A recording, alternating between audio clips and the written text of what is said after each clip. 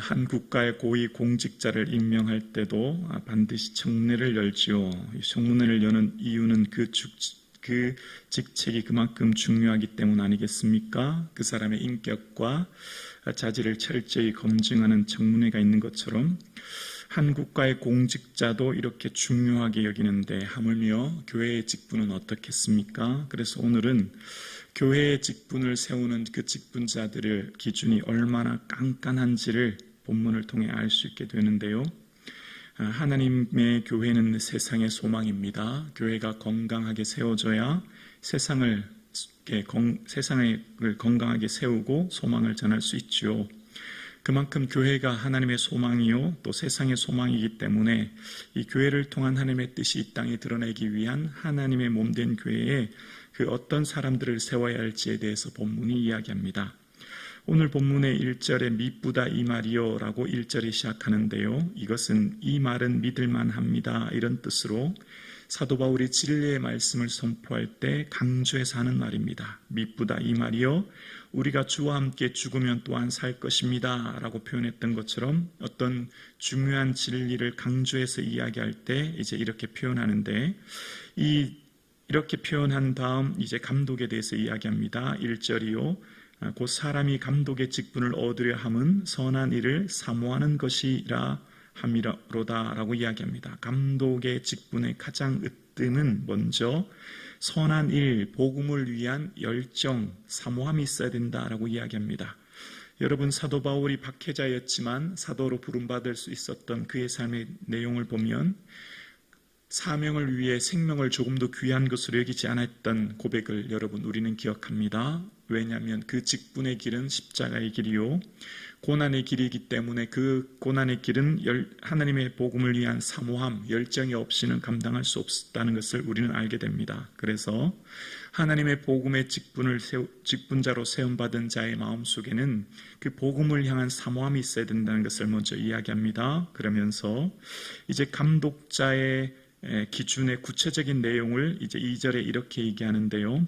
그러므로 감독은 책망할 것이 없으며 한 아내의 남편이 되며 절제하며 신중하며 단정하며 나그네를 대접하며 가르치기를 잘하며 라고 이야기합니다. 감독은 먼저 책망할 것이 없어야 된다라고 하는데요. 외적인 품행에 있어서 흠잡을 것이 없는 사람을 이야기합니다. 외적으로 흠잡을 데 없는 도덕적인 그러나 윤리적으로 품행으로 온전한 사람을 뽑아야 된다고 하는 그 기준을 이야기하면서 그러면서 중요한 기준 한 가지가 이제 한 아내의 남편이 되어야 될 것을 이야기합니다. 성경에 있어서 이 가정을 굉장히 중요하게 여기는데요. 왜냐하면 가정은 작은 교회이기 때문입니다.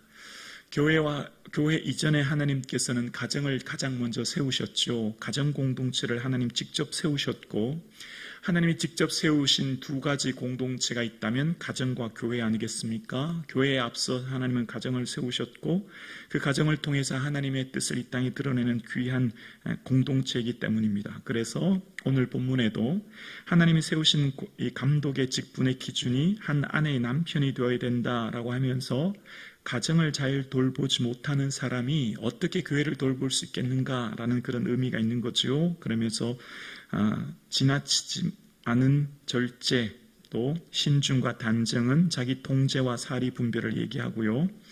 2절 후반부에 보면 나그네라는 표현이 나와요. 나그네를 대접해야 된다고 하는데요. 여기 나그네라고 하는 것 순회 선교사들을 말합니다. 순회 선교사들, 순회 설교사들. 여러분 바울도 순회하면서 선교하지 않았습니까?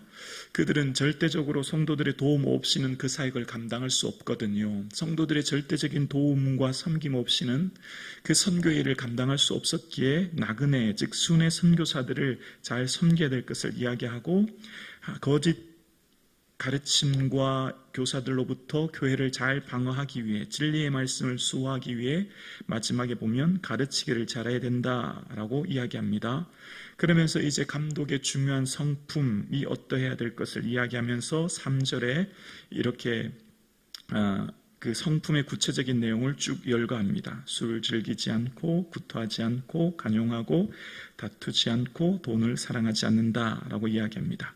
그러면서 이 감독의 내용 중에 이제 4절에 가면 집을 잘 다스려야 되는데 자기 가정을 잘 다스리지 못하는 사람이 어떻게 교회를 다스릴 수 있겠는가라고 하면서 그 감독의 기준은 6절에 새로 입교한 자는 안 된다는 거예요. 왜냐하면 마귀의 정죄를 받아 마귀를 정죄하는 그 정죄에 빠질까 한다라고 하면서 마귀에 놓는 덫에 걸려 세상의 비난을 받을 위험이 있다라고 하는 것입니다. 믿음의 연륜이 있는 사람을 이야기하면서 이제 이야기합니다. 그러면서 7절을 보면 외인에게서도라고 하는데 여기 외인은 교회 밖 사람을 말합니다. 교회 내에 있는 공동체를 말하는 게 아니라 교회 밖에 이방인들, 믿지 않은 사람들, 예수님을 모르는 사람들에게도 7절에 보면 선한 증거라는 표현이 나오는데요. 좋은 평판이라는 의미입니다. 좋은 평판. 그러니까 교회의 지도자는 어떤 사람이 세워져야 되냐? 삶이 입증된 사람, 삶에서 믿음이 드러난 사람, 삶에서 예수님의 향기가 드러나서 그들에게 좋은 평판이 있는 사람이 되어야 된다라고 하면서 교회 지도자는 교회 안뿐만 아니라 교회 밖에서도 좋은 평판, 즉 선한 영향력이 있는 사람이 되어야 된다라고 하는 것을 본문이 이야기하면서 그런 사람을 세워야만 교회가 건강하게 세워질 수 있다고 말하는 이유는 그렇지 않으면 만약 세상에서 책망할 것이 있고 흠잡을 것이 있고 사회로부터 존중받지 못한 사람이 교회 공동체로 세워지면 교회가 마귀가 놓는 덫 올무에 걸려서 세상의 공격을 받을 위험이 있음을 이야기합니다. 그러면서 이제 집사, 교회를 섬기는 집사에 대해서 또 8절에 이어서 이야기하는데요. 8절에 이와 같이 집사들도 정중하고 일구위원하지 아니하고 술에 임박히지 아니하고 더러운 일을 탐하지 아니하고 라고 이야기합니다. 이제 집사를 세우는 기준을 얘기하면서 이제 일구위원이라는 말은 말을 바꾸지 않아 믿을 수 있는 사람이라는 뜻입니다. 그러니까 신실한 사람이란 거죠. 그리고 술에 임박히지 않았다. 임박히다라고 하는 것은 몰두하다, 빠지다라는 의미가 있는데요. 술에 정신이 팔려 살아가는 사람을 말합니다. 그렇지 않은 사람을 세워야 된다는 거죠. 또 더러운 이익을 탐하는 사람, 부당한 이익에 욕심을 부리지 않는 사람이란 의미가 있고요. 그리고 깨끗한 9절에 깨끗한 양심에 믿음의 비밀을 가진 자라 할지라라고 하면서 하나님 앞에서의 깨끗한 양심 있는 사람이 바로 믿음의 비밀을 가진 자이고 그 사람을 통해 그리스도의 복음이 드러나는 것을 이야기합니다. 그러면서 10절을 보면 10절에 이에 사람들을 먼저 시험하여 보고 그 후에 책망할 것이 없으면 집사의 직분을 맡게 할 것이요 라고 이야기합니다. 시험이라고 하는 것은 검증인데요. 그 사람이 정말 어떤 사람인지를 잘 살펴서 검증해보고 그 다음에 책망할 것이 없어야 비로소 집사의 직분을 맡길 수 있다라는 거예요. 자, 이제 본문을 한번 묵상해서 생각해 볼게요. 여러분, 우리가 이 본문의 기준대로 오늘 저와 여러분이 집사로 또한 하나님의 교회의 직분을 맡기는 사람으로 맡겨질 수 있을까요? 우리가 먼저 저와 여러분이 책망할 것이 없는 자입니까? 책망할 것이 한두 가지는 있을 것 같은데요. 여러분, 우리 스스로를 생각해 보세요. 내 자신이 잘 절제합니까? 우리 자신이 늘 절제하며 살아갑니까? 늘 실패하는 것 발견하지 않습니까? 자, 본문을 하나하나 조목조목 따져보세요. 내 자신에게 한번 비춰보시라고요. 굉장히 어려워요. 어쩌면 불가능한 것에 가깝다고 생각합니다. 그런데 우리가 오늘 여기 직분자로 서 있어요.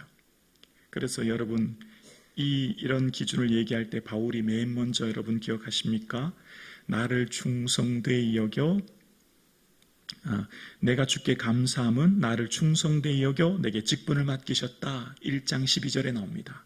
우리의 직분은요, 기준이 미달되고 불가능하지만 맡겨주신 이유가 있어요. 왜냐하면 충성되이 여기셨고 간주하셨어요. 현재의 부족함, 현재의 무능력, 현재의 연약함을 보시는 게 아니라 하나님 세워주신 그 직분을 통해 앞으로 행할 미래를 내다보고 직분을 맡기신 거예요. 하나님께서는 시몬을 반석인 베드로로 말씀하셨고 그에게 그 일을 맡기셨거든요. 자, 그러면서 오늘 본문을 다시 한번 기준을 생각해 볼게요. 여러분, 오늘 본문의 기준으로 예수님이 제자들을 뽑으셨을까요? 그렇게 한번 생각해 볼까요? 어떻습니까? 여러분, 12명의 제자들을 한번 검증해 볼까요? 12명의 제자들, 오늘 본문 3장 8절에 보면 더러운 일을 탐하지 아니해야 된다고 하는데요. 부당한 이익에 욕심을 부리지 말아야 된다고 하는데요. 그런데 이런 사람이 12제자 중에 없었을까요? 있습니다. 누구죠? 마태입니다. 마태의 직업이 뭡니까? 세리입니다. 세리는 부당한 이익을 통해서 자기 욕심을 채우는 사람이 세리 마태 아닙니까? 여러분, 오늘 본문에 보면 감독은 3장 2절에 어떤 사람이 되어야 되죠? 한 아내의 남편이 되어야 됩니다. 교회 지도자로 세움받으려면 뭐라고요? 한 아내의 남편, 즉 가정을 이루어야 됩니다. 사도로 부름받은 바울, 한 가정의 남편이었습니까? 아닙니다. 사도 바울은 미혼입니다. 여러분, 디모데전서 2장 3절에도 보면 다투지 아니하며 라는 표현이 나오는데요. 여러분, 제자들을 막 불렀어요, 예수님이. 근데 예수님이 제자들을 불렀는데 예수님이 제자들이 서로 길에서 막 논쟁이 벌어집니다. 다툽니다. 뭐 때문에 다퉜죠? 누가 크냐? 누가 크냐? 그런 것 때문에 막 다투는 겁니다. 여러분 보십시오. 예수님의 제자들 사실은요, 자격 미달자입니다. 다 탈락할 수밖에 없는 자들 아닙니까? 그런데 주님께서는 그들을 충성되이 여기셨고 직분을 맡기셔서 그 일을 하게 하십니다. 자, 오늘 본문을 통해서 우리를 다시 한번 우리에게 기준을 적용해 볼까요? 율법을 가지고 우리를 비춰보면요, 율법의 기준에 의해서 구원받을 사람 아무도 없습니다. 율법의 기준에 의해서 직분은 아예 생각도 못하고요, 구원을 아예 받을 수 없는 자 아니겠습니까? 오늘 우리가 이 율법의 기준 10가지 계명을 세분화하여서 무엇을 하라라고 하는 248개, 무엇을 하지 말라라고 하는 365개의 공식적인 율법 613개 기준 외에도요, 사실은 미슈나나 탈무드 같은 수천 개의 세부적인 조항이 있거든요. 그런 기준으로 우리를 살펴본다면요, 우리는 직분뿐만 아니라 구원은 아예 생각조차 할 수 없는 자 아니겠습니까? 그래서 우리는 오직 예수님이 필요한 존재입니다. 예수 없이는 살 수 없는 존재입니다. 우리의 모든 근거는 예수 그리스도입니다. 우리의 출발점이 예수 그리스도입니다. 우리는 예수 없이는 이 땅에 한순간도 살 수 없는 존재가 우리입니다. 그걸 성경은 끊임없이 얘기하는 겁니다. 이 땅에서 우리의 삶이 예수님이 필요하여 주님의 은혜를 구하는 자들이 결국은 그 나라에서 주와 함께 영원토록 그 영광 가운데 거하실 겁니다. 만약 이 땅에서 예수님이 고백하지 않는 사람, 이 땅에서 예수님 없어도 된다고 하는 사람, 굳이 하나님 나라의 천국에 갈 필요가 있겠습니까? 오늘 우리는 예수님이 필요한 존재요, 그 예수 그리스도로 하루가 시작되어지고 내 인생의 기반, 내 인생의 모든 것이 예수 그리스도의 은혜로 이루어진 존재임을 기억하는, 그래서 직분도 구원도 내 인생 존재 자체도 오직 주의 은혜로 이루어진 인생임을 기억하는 이 아침 되기를 주님의 이름으로 축원합니다.